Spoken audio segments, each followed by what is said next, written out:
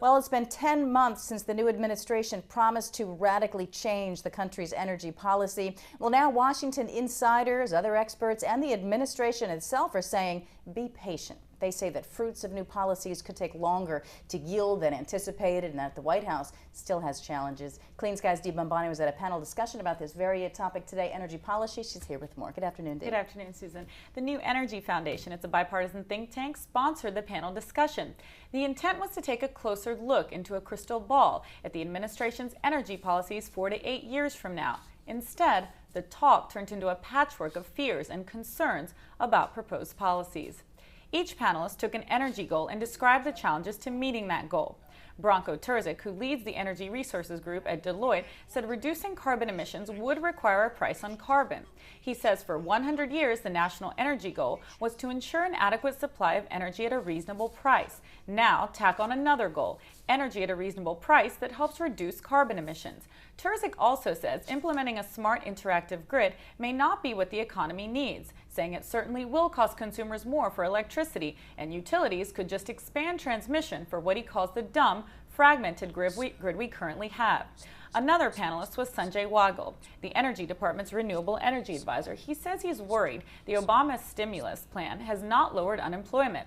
The administration said the stimulus was a jobs bill, a green jobs bill. But Wagel says so far unemployment lingers at 10.2% and 16 million Americans are out of work. DOE is investing $2 billion from the stimulus into science and innovation. DOE has attracted 3,700 concept papers, ideas that need government funding to get off the ground. 37 ideas have been chosen. That's 1 out of 100. Wagel says that's all it takes to change the world.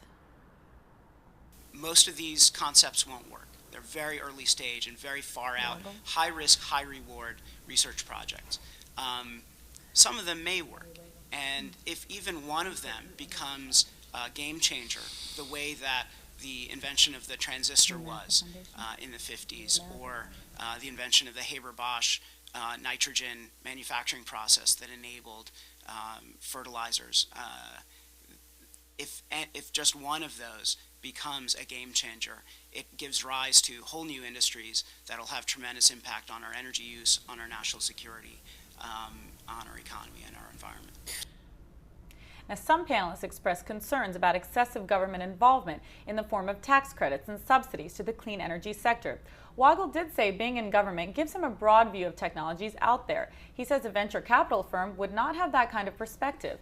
Kevin Book at Clearview Energy Partners says if the goal is to wean the country from oil and temper volatility in oil markets, maybe the government should intervene. He said maybe DOE should pay oil companies to keep a strong supply when OPEC decides to cut production. Susan? Dee, was there any discussion about a cap and trade versus carbon tax there?